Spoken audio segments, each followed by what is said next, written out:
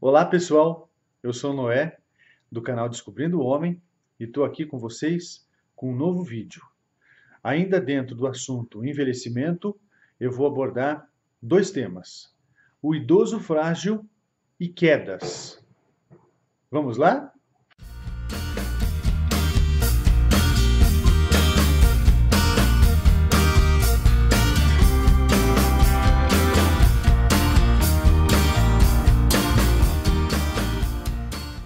Então vamos começar definindo o que é fragilidade. A fragilidade, ou a gente chama de síndrome da fragilidade, ocorre nas pessoas conforme vão adquirindo uma idade maior. Então, o fator principal para que apareça esse tipo de problema na pessoa é a idade.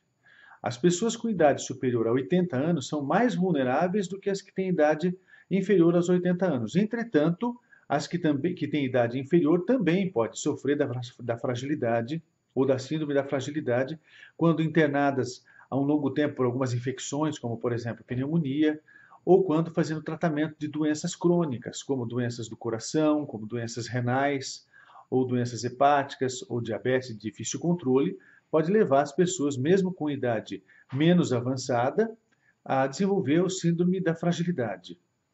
E o que caracteriza, na maioria das pessoas idosas, acima de 80 anos, essa fragilidade, mesmo que elas não tenham uma doença de base? É que com a idade, depois dos 80 anos, a gente começa a apresentar uma diminuição imunológica. A gente também começa a ter uma perda muscular, que a gente chama de sarcopenia.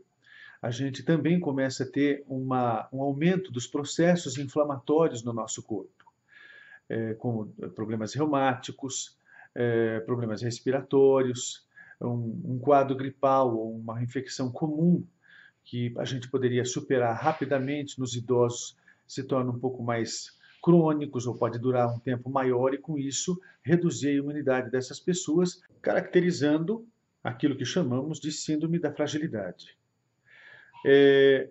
Essa fragilidade, caracterizada por uma diminuição da nossa imunidade, da nossa resistência e também da nossa força física, faz com que haja uma diminuição dos nossos reflexos e tornando-nos, quando idosos, mais propensos também a quedas, que é um assunto que eu vou abordar logo em seguida.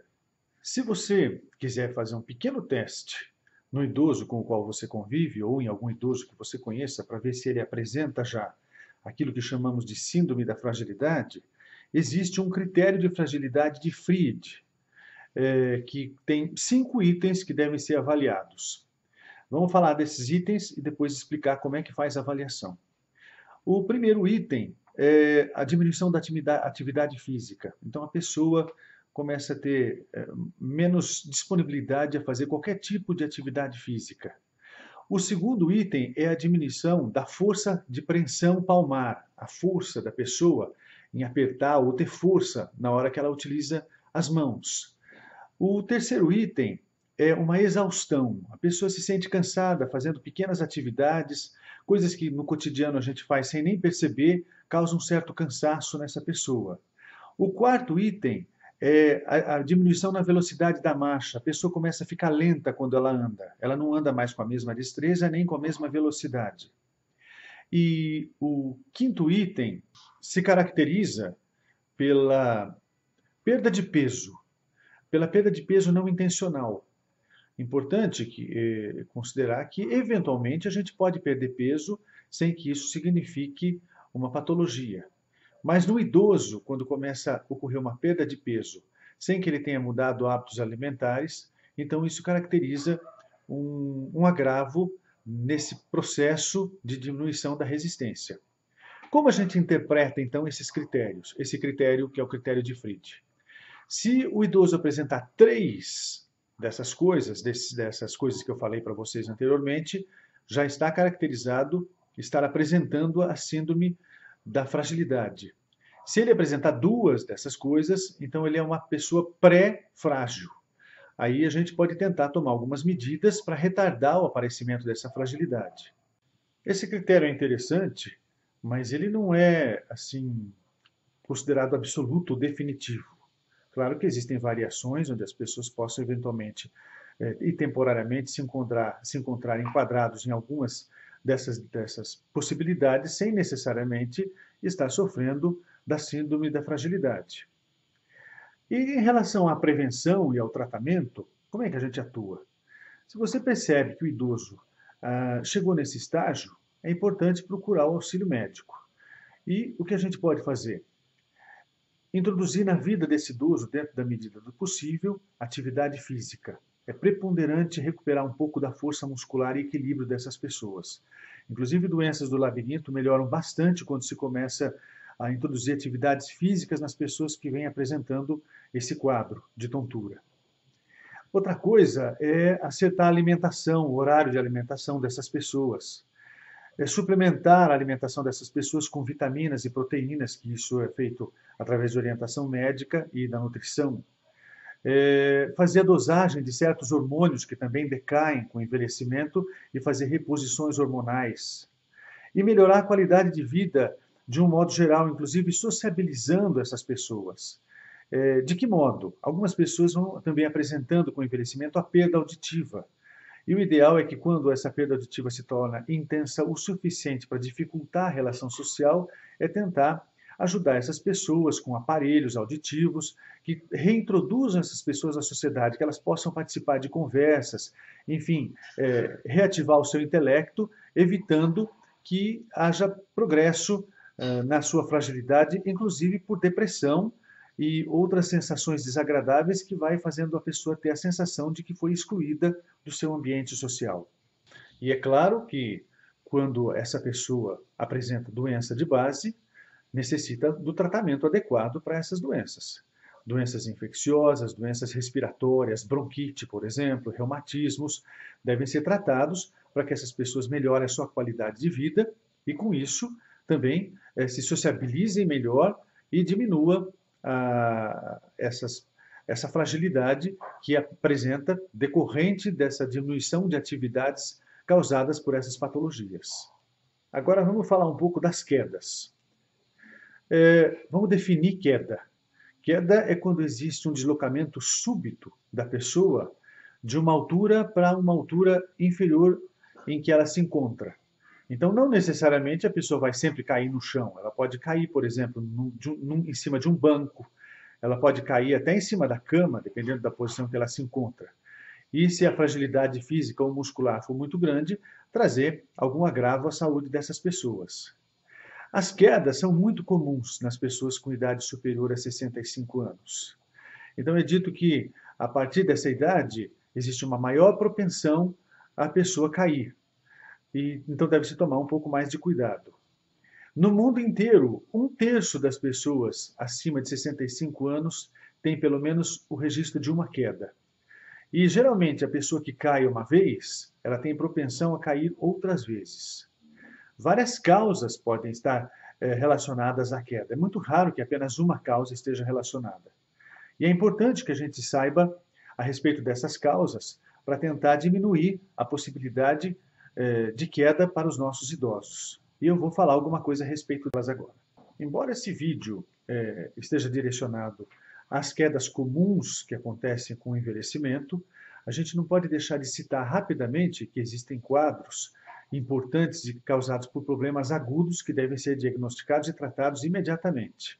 Então, existem quedas que acontecem não por uma fragilidade, mas por um acometimento súbito da saúde dessas pessoas, como, por exemplo, infarto do miocárdio, como, por exemplo, uma síncope, uma arritmia cardíaca, pessoas que têm anemia forte, pessoas que são diabéticas e fazem uso de hipoglicemiantes como insulina ou mesmo medicação oral e que apresentam uma hipoglicemia súbita. Então, elas podem apresentar um descontrole do seu sistema neurológico e, em decorrência disso, sofrerem uma queda.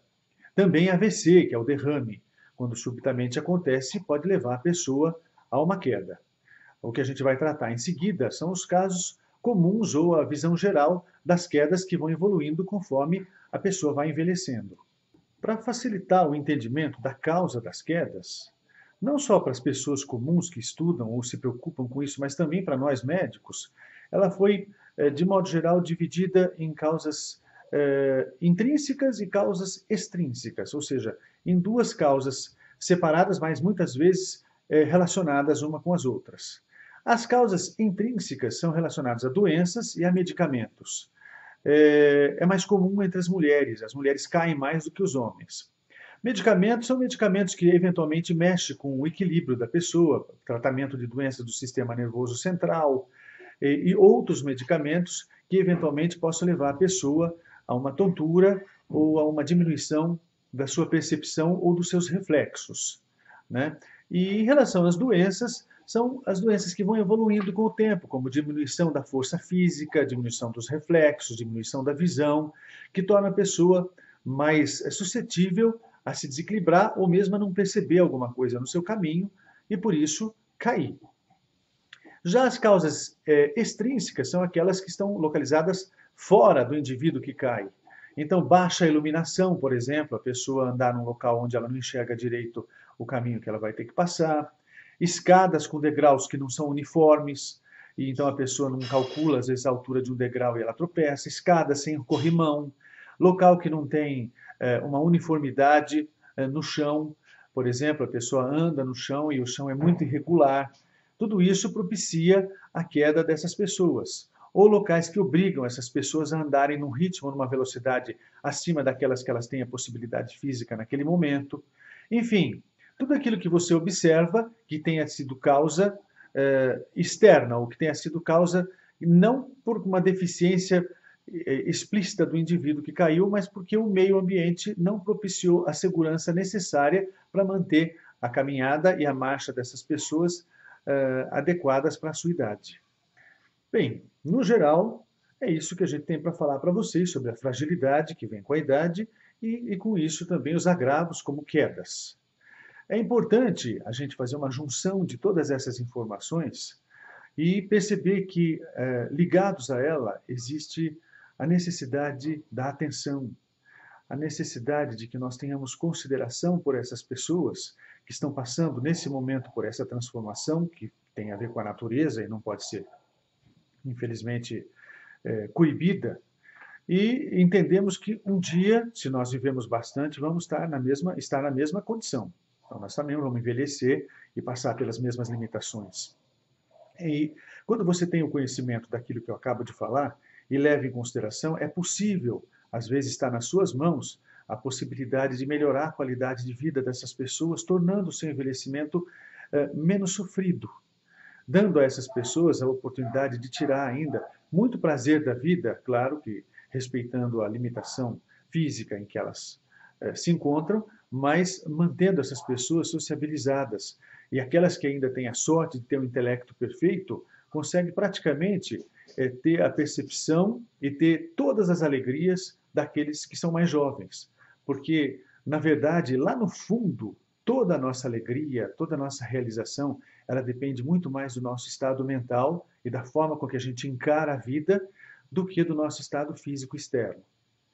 É claro que o físico estando bom, tudo funcionando direito, a gente perde menos tempo dando atenção a esses problemas e podemos nos utilizar melhor do nosso intelecto e da felicidade que a gente pode tirar das relações humanas, que estão diretamente ligadas a ele. Mas a forma com que nós encaramos a vida, ela é muito mais mental do que física. Então, se você tem respeito pelo seu idoso, amor pelo seu idoso, e se identifica com ele, pratique a arte de observá-los. E junto com essa observação, quando você reconhece um agravo que possivelmente possa ter um trato ou possa ser melhorado, então exercite a sua compaixão ajudando essas pessoas. Mesmo que esses idosos não sejam pessoas ligadas a você por sangue, ou seja, familiar, ou mesmo por amizade, mas se você vê que mudou perto da sua casa um idoso que não tem trato, que está sozinho e você pode fazer alguma coisa por ele, utilize esse conhecimento e faça isso. Afinal de contas, eu sempre imagino a sociedade como sendo uma única coisa. Até mais. Se vocês gostaram desse vídeo, dê um joinha aqui embaixo. Se inscrevam no nosso canal, façam perguntas. É muito legal a gente trabalhar participando. Muito obrigado e até a próxima.